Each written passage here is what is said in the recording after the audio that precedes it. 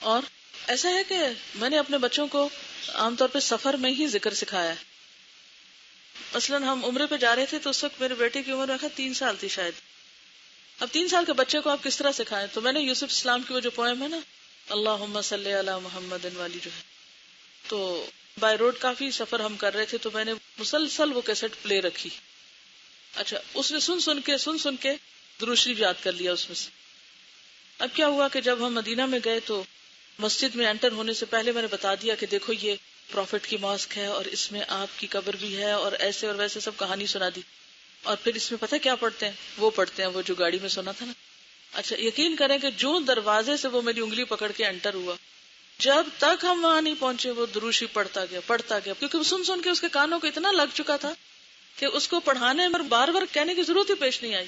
ہاں تو اسی طرح اگر آپ اس طرح کی کیسٹس پلے کر کے تسبیحات یا دعائیں، اب دعاؤں کی مزید کیسٹس بھی آئی ہیں جس میں دعائیں سکھائی گئی ہیں، تو میرا خیال ہے شاید یہاں اسٹال پہ اویلیبل بھی ہوں گی، نہیں تو کراچی سے منگوا سکتے. تو ایسی چیزیں سفر کے دوران اگر بچوں کو سنوا دی جائیں یا گھر میں لگا دے، صبح چند دفعہ بھی سنیں گے تو وہ جو صبح میں سنا ہوتا ہے نا وہ سارا دن منہ پہ دہرائی آتی رہتی ہے. دوسرا یہ ہے کہ میں چھوٹی چھوٹی تسبیحاں یا کوئی اس طرح کی بیگ میں رکھتی تھی. بچے جب چھوٹے تھے سفر کرتے تھے تو تھوڑی دیر میں ہی پوچھنے لگتے ہیں اچھا کب آئے گا، لاہور کب آئے گا، فلانی جگہ کب آئے گی. ابھی چڑھے نہیں اور سوال شروع ہو گیا. بڑی پھر مشکل ہوتی ہے نا روک روک کے رکھنا.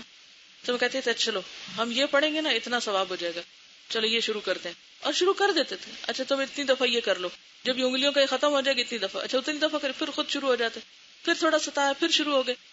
تو اس سے یہ ہوتا ہے کہ پھر عادت بھی ہو جاتی. جو ہی بچے گاڑی میں بیٹھیں گے ان کو عادت ہو جائے گی کہ اب یہ ذکر کا ٹائم آ گیا.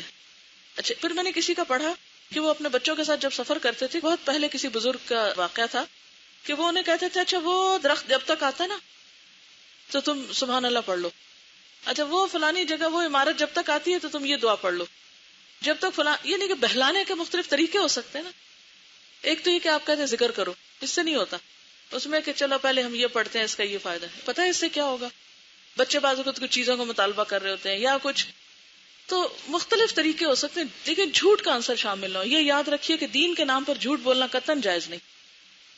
بعض مائیں کیا کرتی ہیں بچوں سے چیز چھپا کہتی چڑیا لے گئی، یہ غلط ہے. کہاں چڑیا لے جا سکتی ہے؟ کتنا کامن جھوٹ ہے یہ. اچھے بھلے سمجھدار لوگ یہ جھوٹ بولتے ہیں. چیز چھپا کے کہا کوکو لے گئی، وہی تو آج تک سمجھے کوکو ہوتی کون ہے. تو اس طرح کے جھوٹے بہلاوے بھی نہیں ہونے چاہیے کیونکہ جھوٹ ہی ہوتا ہے. ان چیزوں کو اگر نکالیں گے انشاءاللہ تعالیٰ تو زیادہ فائدہ ہوگا. میں تو صاف کہتی چھپا دی، جو کیا وہ بتا دیں، وہ مان جاتے ہیں، پھر نہیں بھی مانے تو نہ صحیح، لیکن جھوٹ کا سہارا لے کے نہیں. تو اسی طرح اگر ان کو اوتھینٹک آپ کے پاس اس کا ثواب ہے وہ بتائیں، آخرت کا بتائیں، جنت کا بتائیں. اور میں تو حتیٰ کہ جب بچوں کو نہلاتی تھی نا تو نہلاتے ہوئے ان کے ہاتھوں سے بہت میل اترتی نا، بچے مٹی میں ہاتھ ڈالتے ہیں تو ساتھ ساتھ جیسے نماز کی عادت یا کچھ جسے اب نماز پڑھتے ہیں نا اسی طرح میل اترتی ہے. یہ کرتے ہیں تو یوں ہوتا ہے. ماں سب سے بہترین معلم ہو سکتی ہے اپنے بچوں کے لیے کہ ان کو نیچرل وے میں سکھائے. یعنی بچوں کو سکھانے کے لیے ضروری نہیں کہ کتاب ہی لے کے بیٹھے اور ان کو تقریر کریں، نہیں، چلتے پھرتے اچھا آپ یہ کیا کریں گے، یہ کیسے کریں گے، وہ کیسے کریں گے، بہلاتے کھلاتے پلاتے ادھر ادھر. اچھا ایک یاد رکھے بات، عام طور پر بچے ماں کے سامنے شو نہیں کرتے کہ وہ کچھ سیکھ رہے ہیں یا آپ کی بات مان رہے ہیں. معلوم نہیں انہیں انا کا مسئلہ ہوتا ہے یہ کیا ہوتا ہے، لیکن وہ تھوڑا سا ریزسٹ ضرور کرتے ہیں کہ ہم نہیں آپ کی بات سن رہے، یا اس طرح پوز کرتے ہیں کہ جیسے انہوں نے توجہ نہیں دی آپ کی بات پر. لیکن جب آپ نہیں ہوتے تو وہ کام کر رہے ہوتے ہیں.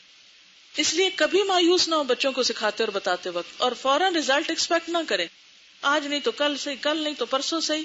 اور ایک بات اگر آپ نہ بھولیں تو زندگی بڑی آسان ہو جائے، اور وہ ہے اللہ سے مدد مانگنا.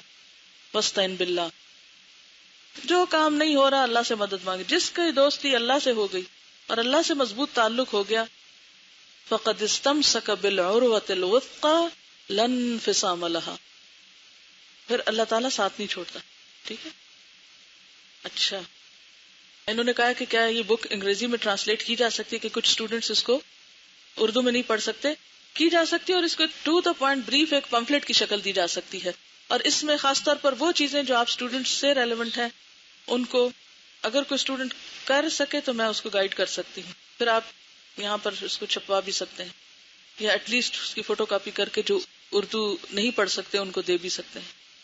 کیونکہ یہ ساری کتاب اگرچہ بہت اچھی ہے تو جو کرنے کے کام ہے ان کی الگ ایک لسٹ بن جائے. میرا نہیں خیال اس کتاب میں الگ اس طرح کی لسٹ بنی ہوئی ہو کہ کرنا کیا کیا چاہیے. لسٹ آف کانٹینٹس ہوتا ہے نا بعض اوقات, یہ شروع میں دیا ہوا لسٹ آف کانٹینٹس, لیکن اس طریقے پر نہیں جس سے آپ کو جلدی بات سمجھ میں آئے. مثلا جن چیزوں کی آپ کو عادت ڈالنی ہو, آپ کی ایک پرسنل ڈائری ہونی چاہیے, اس میں آپ اپنے لیے نصیحتیں لکھا کریں کہ مجھے یہ کرنا ہے, اس چیز کی عادت ڈالنی ہے. یعنی کرنے کے کام کے نام سے ایک ڈائری آپ کے پاس ہونی چاہیے کہ جس میں آپ صرف یہ نہیں کہ کرنے کے کاموں میں دوپٹہ رنگوانا ہے اور فلاں کپڑے کو لیس لگوانی ہے, یہ نہیں ہے کرنے کے کام صرف, بلکہ کرنے کے کاموں میں یہ بھی ہے کہ اس تسبیح کی عادت ڈالنی ہے, فلاں چیز کو اپنی زندگی میں شامل کرنا ہے. یعنی نیکیوں میں بھی سبقت لے جانے کے لیے کرنے کے کاموں کا کچھ نہ کچھ آپ ایک حصہ بنا کے رکھیں. میں عموماً 3 طرح کے کام لکھتی ہوں. ایک تو روزانہ کے جو کام ہوتے ہی ہیں الوداع کے یا جو بھی زندگی میں, ایک صحت سے متعلق کوئی بھی ٹپ کہیں سے مل جائے یا کوئی بات کہ فلاں چیز یوں فائدہ دیتی ہے تو وہ الگ لکھ لیتی ہوں. یعنی وہ کرنے کے کام الگ ہیں, یعنی اپنی جسمانی صحت کا خیال رکھنے کے لیے. اور تیسرے روحانی یا نیکی کے کوئی کام کی جو توفیق ہو تو اس کے لیے اپنی یادداشت کے لیے لکھ لیتی ہوں کہ یہ میرے کرنے کے کاموں میں سے. تو اس میں جب کوئی بات نہیں پتہ چلی تو اس لسٹ میں ایڈ کر لی. ٹھیک ہے, تو اس طرح انشاءاللہ العزیز کچھ عرصے تک وہ اگر آپ اپنی لسٹ پڑھتے رہیں تو آپ کو پھر عادت پڑ جاتی ہے, حتیٰ کہ وہ چیزیں آپ کو پھر لکھی بھی نہیں آپ کے اپنے عمل کی لسٹ میں شامل ہو جائیں.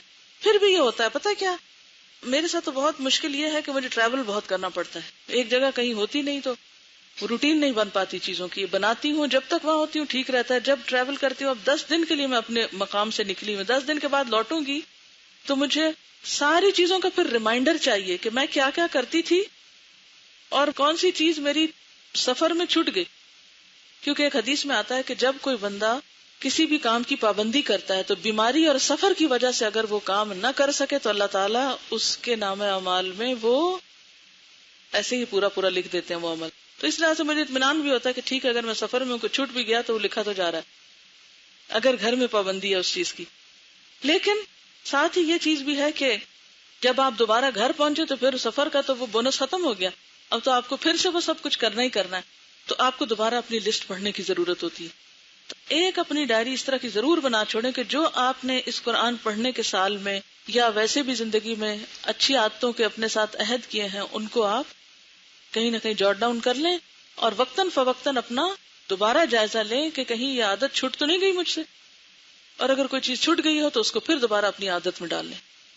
ٹھیک, کسی نے کہا جو ذکر دن میں 100 مرتبہ کرنے کو کہا گیا کہ وہ ایک ہی وقت میں لگاتار 100 مرتبہ کیا جائے یا وقفے سے بھی کیا جا سکتا ہے. وقفے سے بھی کیا جا سکتا ہے. بعض اوقات ایسا ہوتا ہے نا, آپ نے ایک کام شروع کیا, سم ٹائم ایسا ہو جاتا ہے کہ میں جیسے اپنی گاڑی میں بیٹھی ہوں, میں نے شروع کیا ذکر, اتنے میں ٹیلی فون آ گیا. اب آپ دیکھیں کہ اگر کسی نے ٹیلی فون کیا تو ہو سکتا ہے اس میں بھی کوئی مسئلہ پوچھے مجھ سے تو میرا بہت ثواب جمع ہو جائے. کہتے ہیں نا دال علی الخیر کفائل ہی, نیکی کا رستہ بتانے والا جو ہے وہ ایسا ہی جیسا کرنے والا. تو اس لیے عام طور پہ میں ٹیلی فون کال سے گھبراتی نہیں ہوں. اگر میرے پاس وقت نہ ہو, جیسے اب کلاس میں بیٹھی ہوں تو اب تو میں اٹینڈ نہیں کر سکتی نا, تو میں کوشش کرتی ہوں کہ میکسیمم میں لوگوں کے سوالوں کے یا مسئلے مسائل کے جواب دے دوں. لیکن جب مصروفیت ہے تو پھر مصروفیت ہے, پھر نہیں بھی جواب دے سکتی. تو اس وقت پھر کیا ہوتا ہے کہ میں وہ تسبیح روک کے پھر کیا کرتی ہوں, سوال کا جواب دیتی ہوں. اور اب کیا ہے کہ وہ کٹ گیا, بریک آ گئی. اب دوبارہ جب آپ ریزیوم کریں گے تو وقفہ تو آ گیا. بعض اوقات یہ بھی ہوتا ہے کہ کوئی ایسا کام پڑ جاتا ہے کہ آپ 5-10 منٹ کے بعد بھی نہیں شروع کر سکتے. ہو سکتا ہے آپ دوپہر میں پھر کریں, ہو سکتا ہے شام میں کریں. تو وقفہ پڑھنے سے حرج نہیں ہے اگر جان بوجھ کے نہ ٹال مٹول کی جائے. اور اگر جیسے لا الہ الا اللہ وحدہ لا شریک لہ ذرا لمبی ہے اور آپ کے پاس اتنا ٹائم کوئی نہیں ایک اسٹریچ میں نکل رہا, تو آپ یہ بھی کر سکتے ہیں کہ ہر نماز کے بعد یا مختلف اوقات میں دن میں 2 دفعہ پہ بانٹ لیں, 4 دفعہ پہ 25-25 کر کے بانٹ لیں, جیسے بھی سہولت ہو. کسی نے لکھا کہ میری طبیعت بوجھل رہتی ہے, نماز پڑھنے میں دل نہیں لگتا, دعا مانگنے کو بھی دل نہیں کرتا, ایک دم اٹھ جاتی ہوں, مشکلات زیادہ لگتی ہیں, خدا کے لیے بتائیں میں کیا کروں. اصل میں 2-3 وجوہات ہو سکتی ہیں. ایک تو یہ کہ فزیکلی آپ بیمار ہیں, کیونکہ یہ نارمل شخص کی ایک کیفیت نہیں ہوتی. جو ایک نارمل ہیلدی شخص ہے وہ نماز کے وقت ایکٹیو ہوگا. ضرور یا تو آپ بیمار ہیں یا پھر یہ ہے کہ آپ کے اوپر بیک آف مائنڈ کو ایسی پریشانی ہے کہ جو آپ کو بوجھل کیے ہوئے. تو ایسے میں 2-3 چیزیں. ایک تو یہ کہ آپ قبولیت کے اوقات میں دعا مانگیں اپنے لیے, جیسے آپ کو پتا ہے جب آذان ہوتی ہے تو اس کے بعد آسمان کے دروازے کھلتے ہیں، وہ دعاؤں کی قبولیت کا وقت ہوتا ہے، یعنی وہ دعائیں یوں سیدھی جاتی ہیں. عام طور پر لوگ اذان سن کے بھی باتیں کیے چلے جاتے ہیں، پرواہ نہیں کرتے اذان ہو رہی ہے، حالانکہ وہ اتنا غنیمت کا وقت ہے. تو شکر کیا کرے، سب کام چھوڑ کے خاموش ہو جایا کرے، اذان کا جواب دے کے اپنے لیے خوب دعا کیا کرے، جو بھی آپ کی مشکل ہے، اپنی اس مشکل کے لیے بھی، اور اگر کوئی اور مشکل اس کا سبب ہے، ایک ہوتا ہے نا ظاہر سبب اور ایک ہوتا ہے پیچھے. تو بعض اوقات ہم ظاہری سبب کو ٹریٹ کرتے رہتے ہیں. اگر آپ مجھ سے کہیں کہ مجھے کوئی وظیفہ بتائیں کہ میرا نماز میں دل لگے، تو اس سے نہیں بات بنے گی. دیکھنا یہ پڑے گا کہ وہ ریزن کیا ہے جو آپ کے پیچھے ہے، اس کو ہٹائیں گے تو آپ کا یہ مسئلہ بھی حل ہو جائے گا. جیسے بعض بیماریاں ایسی ہوتی ہیں نا، سر درد ہے تو اب سر درد کوئی بیماری تھوڑی ہے، ہو سکتا ہے آئی سائٹ خراب ہو یا آپ کے اسٹمک میں کوئی پرابلم ہو، تو وہ سر درد بذات خود کوئی چیز نہیں ہے، سر درد کے پیچھے سبب ہوتا ہے کوئی. تو اگر آپ سبب نہیں دور کریں گے تو سر درد ٹھیک نہیں ہوگا.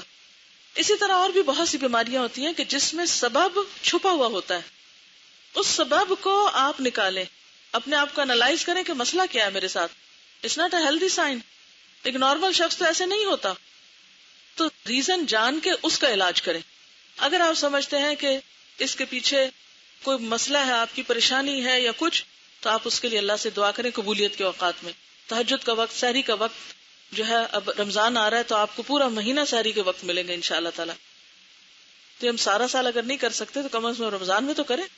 تو آپ سحری کے وقت استغفار کریں. وہ بالاسحار هم یستغفرون، کہ سحری کے وقت وہ استغفار کرتے ہیں. ایک تو یہ ہو سکتا ہے. دوسرا یہ ہے کہ آپ کچھ چیزوں میں بندوں سے بھی مدد لیں. کیسے؟ انیشیئر کریں، کسی کے ساتھ ڈسکس کریں، حل پوچھیں جو آپ کو صحیح ایڈوائز کر سکے. لیکن یہ عادت نہ بنا لیں، اس سے مسئلہ بیان کیا، اس سے کیا، اس سے کیا، اس سے کیا. جب ایک مسئلے کو بہت کثرت سے بیان کیا جاتا ہے تو وہ نہ ہوتے ہوئے بھی بن جاتا ہے. یعنی بعض مسئلے نہیں ہوتے، لیکن ہم ان کا ذکر کر کر کے ان کو ایک ہوا بنا کے اپنے اوپر سوار کر لیتے ہیں. اس عادت سے بھی پرہیز کیجیے. تو انشاءاللہ تعالی جب آپ کسی انسان سے تھوڑا سپورٹ لیں گی کہ آپ کو وہ تھوڑا اس نماز کے وقت میں ساتھ ملا لے، اور انشاءاللہ کل جو ہم اگلی حدیث پڑھیں گے تو اس میں بھی آپ کو ایک سپورٹ ملے گی کہ نیک لوگوں کی مجلس میں بیٹھنا. اچھی مجلس سے بھی انسان کے اندر ایک ایمان پیدا ہوتا ہے اور اس سے پھر انسان کا عمل اچھا ہوتا ہے. اگر فجر کی نماز پڑھنے کے بعد اشراق کے وقت تک مسلسل بیٹھے رہے تو عمرے کا ثواب ملتا ہے. جی بالکل یہی ہے. تو یہ کہتی ہیں کیا اٹھ کر کتابیں وغیرہ لے کر دوبارہ بیٹھے تو اس سے وہ ہوتا ہے کہ نہیں؟ تو پہلے ہی رکھ لیں. اچھا ایسا ہے، ہاسٹل کے حوالے سے صبح کے وقت جس طرح قرآن کی تلاوت کی آوازیں آنی چاہیے اس طرح کی مجھے نہیں آتی. ہو سکتا ہے آپ لوگ میرے اٹھنے سے پہلے ہی تلاوت کر لیتے ہوں، میں اچھا گمان رکھتی ہوں آپ کے بارے میں، لیکن دعاؤں کی آوازیں تو مجھے آ رہی ہوتی ہیں صبح شام کی. لیکن جس طرح تلاوت ہے قرآن کی آواز زیادہ دیر تک گونجنی چاہیے. مجھے نہیں پتا آپ روز کیا پڑھتے ہیں، پڑھتے ہوں گے ضرور. کیا پڑھتے ہیں؟ کتنا پڑھتے ہیں روز؟ ناظرہ کتنا پڑھتے ہیں روز؟ ہاں روزانہ اپنا ناظرہ قرآن کتنا پڑھتے ہیں جو سال میں کم از کم ایک دفعہ ختم ہونا چاہیے؟ کتنا پڑھتے ہیں؟ سب آدھا پارا پڑھتے ہیں؟ صرف تجوید کرتے ہیں؟ دیکھا نا، میں بھی کہتی تھی گڑبڑ کیا ہے. صرف تجوید از ناٹ تلاوت قرآن. مجھے نہیں سمجھ آتی کہ آپ دعاؤں میں اتنی دیر اونچی اونچی وہ تو پڑھتے رہتے ہیں، قرآن اونچا نہیں پڑھتے. وائے؟ ایک بندہ نہیں جس کے پاس عقل ہو. ہاں یہی تو میرا حسن ظن تھا. کہتے ہیں چھت پہ جا کے پڑھتے ہیں تاکہ آسمان تک جلدی پہنچے ان کی تلاوت.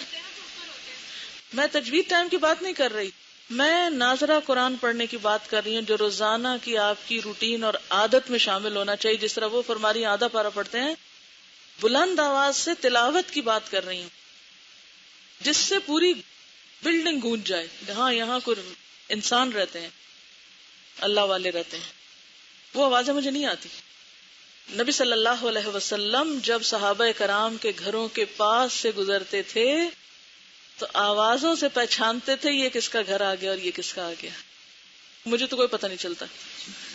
بیٹھ کے میں نے آج دیکھا کوئی گروپ باتیں کر رہا تھا. کر تو اچھی رہے ہوں گے لیکن ہر وقت باتوں سے نہیں بات بنتی. اس وقت دیکھ کے مجھے سخت تکلیف ہوئی، پتہ نہیں کون تھے کون نہیں. میں نے تو نظر بھر کے بھی نہیں دیکھا کہ میں کسی کو پہچانوں نہ، کہ میرے دل میں کسی کے بارے میں ایسا خیال نہ ہے کہ یہ کیوں اس طرح کر رہے ہیں.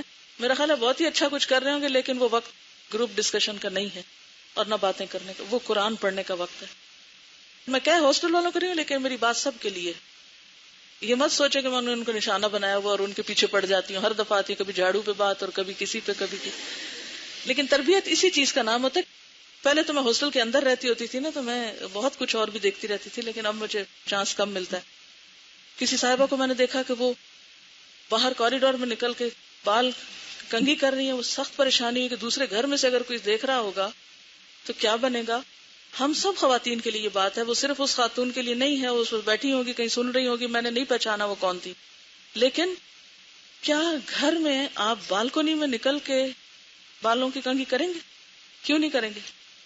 صحن میں نکل کے یا برآمدے میں نکل کے، اور وہ بھی اوپر والے کسی حصے میں یا کسی کھڑکی کے سامنے کھڑے ہو کے آپ بال ٹھیک کریں گے؟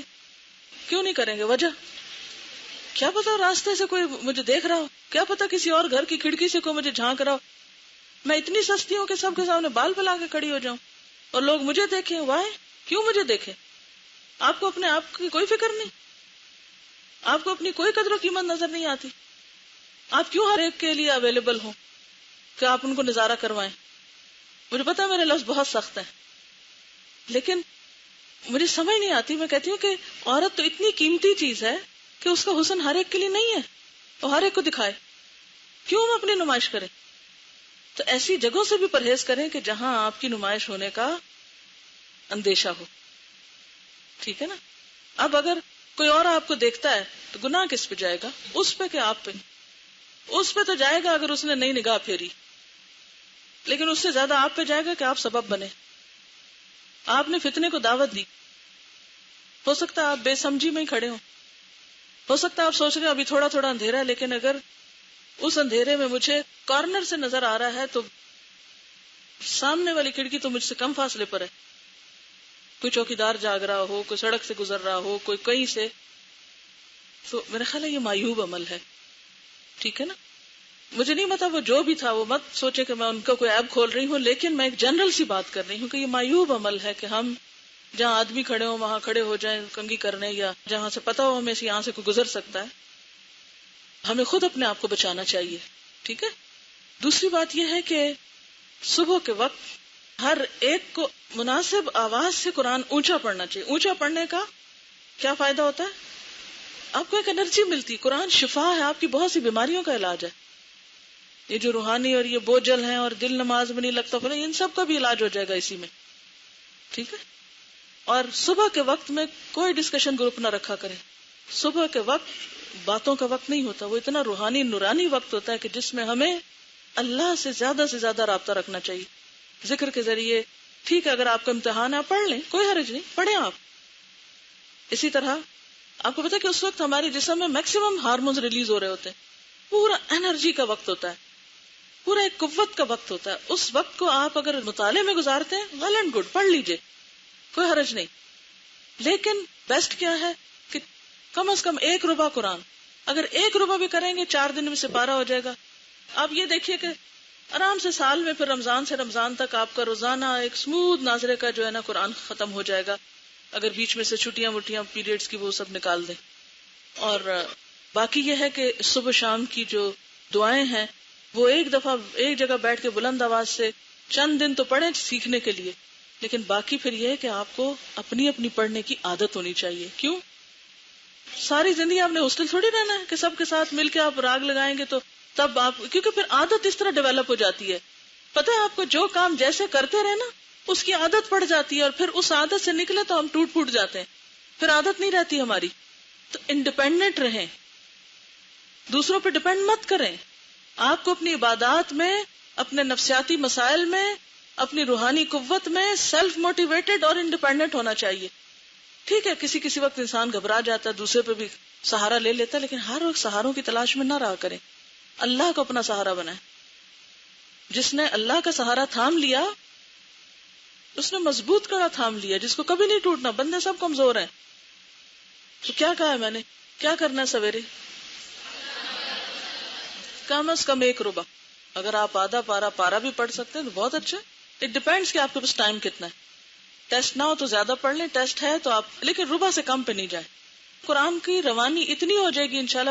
2 طرح کے لوگ میں نے زندگی میں دیکھے ہیں، ایک وہ جو ریگولر قرآن کی تلاوت کرنے والے ہیں، اور ایک اس کی عادت نہ رکھنے والے. دونوں کی قرآن کی قرات میں فرق ہوتا ہے. جو ریگولر نہیں کرتے وہ ضرور بھولتے ہیں قرآن پڑھتے وقت.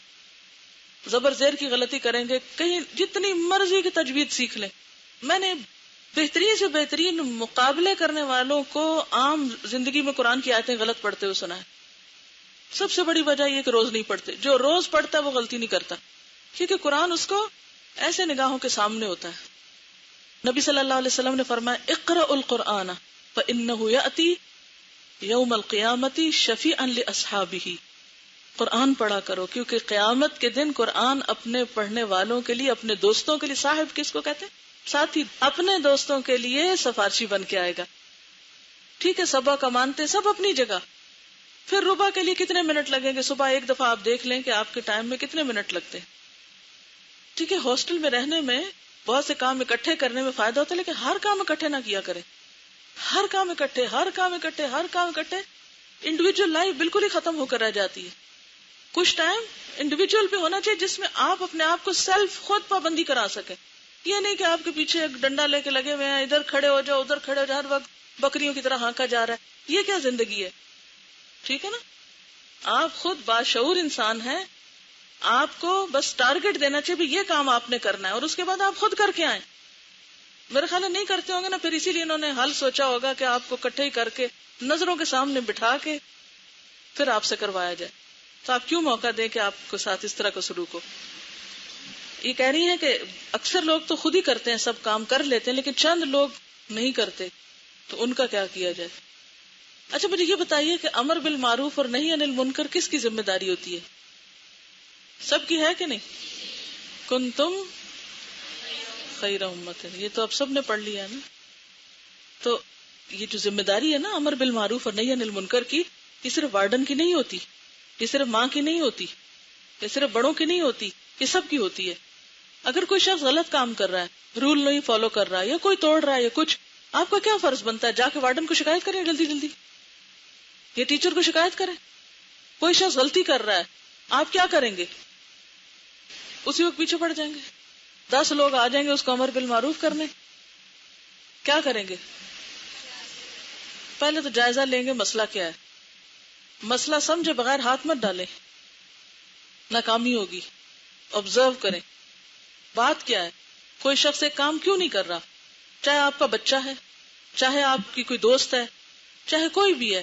پہلے خوب جائزہ لیں کہ اس شخص کا مسئلہ کیا ہے. مسئلہ سمجھ کے پھر آپ دیکھیں کہ وہ ہمدردی کا مستحق ہے, یا ڈانٹ کا مستحق ہے, یا پھر کسی اور مدد کا مستحق ہے. کیا کرنا چاہیے اس کے ساتھ کہ اس کو اس دلدل سے کھینچ کے باہر نکالا جائے. لا تعلق انسانوں کی طرح ہمیں نہیں رہنا چاہیے ایک دوسرے کے ساتھ. ہر مسلمان کا دوسرے مسلمان پہ حق ہے.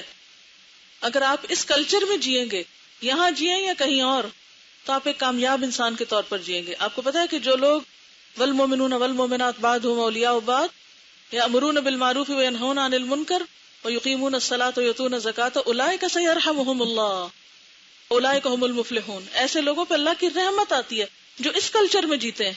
کس کلچر میں؟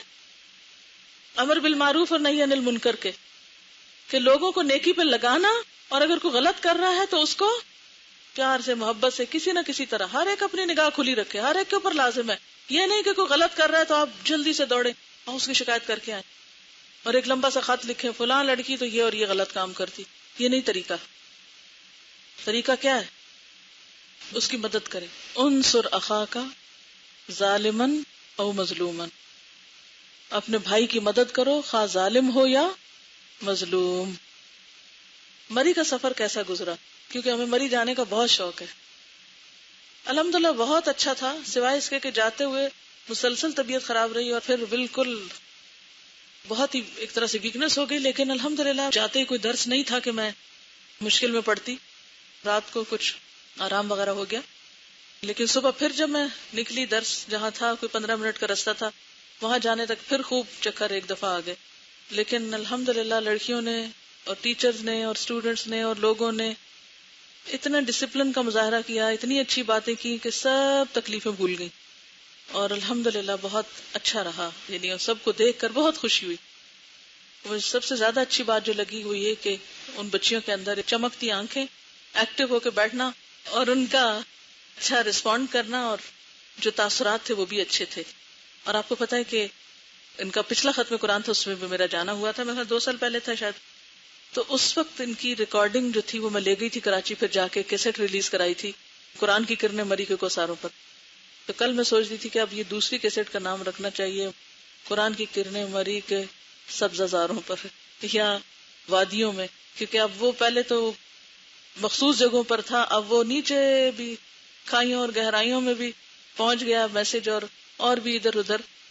تو جو لڑکیاں کام کر رہی تھی تو میرا جی چاہ رہا تھا اس کا نمبر 2 بھی نکالا جائے. اور ایک بچی جو پچھلے سال بول رہی تھی اپنے تاثرات، وہ اس سال فوت ہو چکی تھی، تو اس کی کیسٹ پلے کی تھی ہم نے، وہ جو کچھ کہہ رہی تھی. اور میں اس وقت سوچ رہی تھی کہ اسی ہال میں، اسی سٹیج پر، اسی جگہ یہاں کھڑی تھی وہ بچی، اور آج وہ ہم میں موجود نہیں اور اس کی کیسٹ پلے ہو رہی ہے.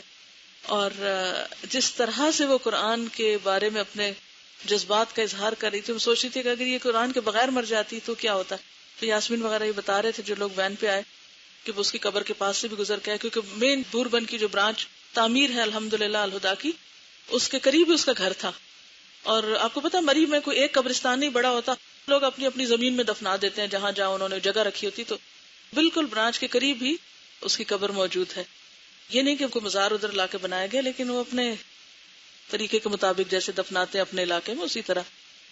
تو میں سوچ رہی تھی کہ آج وہ مٹی کے اندر ہے، ہم بھی بہت جلد وہاں پہنچنے والے ہیں.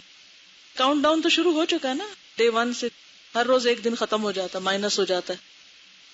تو خیر وہ جب اس کی پلے کرائی گئی کیسٹ تو سب بچیاں بہت رو رہی تھی. اور اس کے بعد پھر ہم نے دنیا کیا مسافر لگایا، اور اس بیچ کی بھی ایک بچی کو بلڈ کینسر ہو گیا اور وہ بھی فوت ہو گئی اس سے پہلے کہ اس کا کورس مکمل ہوتا.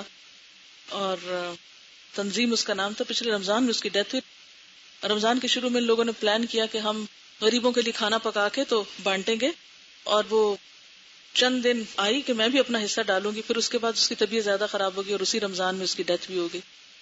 تو بات یہ ہے کہ ہم سب نے بھی جانا، لیکن ہم بھی سوچیں کہ ہماری کیا تیاری اور ہم کس طرح اپنے وقت کو گزار رہے ہیں، کیونکہ موت کسی کا بھی انتظار نہیں کرے گی، کوئی اچھے کام کر رہا ہے یا نہیں کر رہا، سب کے لیے آنا ہے اس نے. تو ہم سب کو اپنے لیے کچھ نہ کچھ کر لینا چاہیے اور انتظار زیادہ نہیں کرتے رہنا چاہیے کہ پھر کر لیں گے. صبر اور حلم میں کیا فرق ہے؟ صبر تو وسیع ٹرم ہے، حلم آہستگی اور رک جانا اور بردباری اور کسی کی بات کو برداشت کر جانا اس معنی میں آتا ہے، یا مشقت کو اپنے اوپر لے لینا. حلم کا ترجمہ کیا کیا جاتا ہے؟ بردباری. برد کس کو کہتے ہیں؟ بوجھ کو، یعنی بوجھ اٹھا لینا، یعنی کوئی ذمہ داری یا بوجھ یا کوئی بھی چیز اٹھا کر، یعنی اس کو ایکسپٹ کر لینا، قبول کر لینا اس مشکل کو. کیا شیطان اور نفس الگ الگ چیزیں ہیں؟ جی ہاں، شیطان اور نفس الگ چیزیں ہیں، 2 الگ اینٹیز ہیں. ہم نے وعدہ کیا تھا سب نے ایک، اور وعدہ خلافی ہو رہی ہے کہ جلد بازی سے نجات کے لیے کیا تجویز آپ نے سوچی. انہوں نے لکھا ہے 2 طریقے اپنانے کی کوشش کی. کہتی ہیں اگر میں چل رہی ہوں اور کوئی بات کرنا چاہے تو مناسب جگہ پر رک کر توجہ سے بات سنتی ہوں. اگر مجھ پر کوئی مشکل آئے یا کوئی غصہ کرے تو اس کے تھوڑی دیر بعد اپنے آپ کو ری ایکشن سے روک لیتی ہوں. بہت اچھا ہے. ہاں کوئی اور بتائے گا کیا سوچا آپ نے جلد بازی سے رکنے کا طریقہ، یا سوچا ہی نہیں؟ یہ کہہ رہی ہیں کہ بعض اوقات کوئی کام کرنے کا وقت جو ہوتا ہے اس کو بڑا ڈیلے کر دیتے ہیں، تو پھر آخری مومنٹ پہ جب کرتے ہیں تو تیز کرتے ہیں. یعنی کہ تعویل سے اور ڈھیل سے کام نہ لے، وقت پر کام کرنے کی کوشش کریں، اس سے بھی ٹھہراؤ آئے گا. یہ بھی ایک طریقہ ہے کہ آپ ہر چیز کا ایک وقت مقرر کر لیں اور اس کے اندر اس کو کرنے کی کوشش کریں، تو پھر اگلے کام کے لیے بھی صحیح وقت مل جائے گا. عام طور پہ نماز کے بعد جلدی اٹھنے کو دل چاہتا ہے کیونکہ کام یاد آتے ہیں نا نماز میں عام طور پہ زیادہ، تو پھر اگر انسان اس وقت اپنے آپ کو تھوڑی دیر روک لے تو اس سے بھی ٹھہراؤ پیدا ہو جاتا ہے. یہ کسی نے چھوٹا سا ایکسپیرینس لکھا ہے، کہتی ہیں کہ میں اپنی خالہ کے گھر گئی تو ان کی 6 سال کی بیٹی نے مجھے اور میری والدہ کو سلام نہ کیا. اس کی بڑی بہن نے اسے کان سے پکڑا اور کہا سلام کرو. میرے ذہن میں آیا جب اس بچی کو سلام کا شعور ہی نہیں تو اس کا کیا قصور.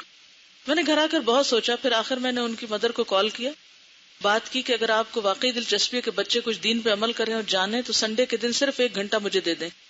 میں نے 2-3 فیملیز کو کال کیا اور آخر 10 بچے اکٹھے ہو گئے. اب آنے والے سنڈے کو میری پہلی کلاس ہے جس میں ان کو دین کی باتیں اور چھوٹی چھوٹی دعائیں یاد کراؤں. وہ بچے بھی خوش ہیں.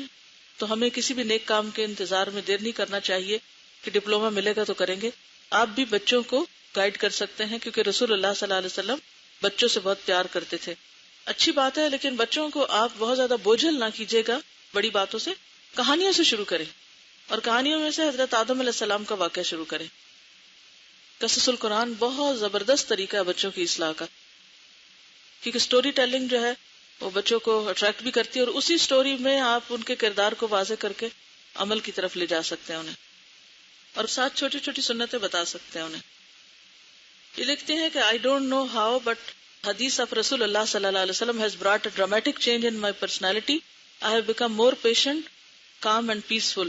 ایڈوانس کورس میں آج کل میرا خیال ہے صحیح بخاری چل رہی ہے، اس میں کوئی شک نہیں. اس دفعہ میں نے جو رمضان پروگرام ریکارڈ کرائے ان کی تھیم ہے لقد من اللہ علی المؤمنین اذ بعث فیہم رسولا من انفسہم یتلو علیہم آیاتہ ویزکیہم ویعلمہم الکتاب والحکمہ وان کانوا من قبل لفی ضلال مبین. تو اس آیت کو میں نے پچھلے 2 ہفتوں میں میرے خیال ہے کم از کم 100 دفعہ سنا ہوگا. یعنی گنتی میں کمی بیشی ہو سکتی، زیادہ بھی ہو سکتا اور کم بھی، لیکن بہت زیادہ سنا میں نے اسی آیت کو ریپیٹڈلی.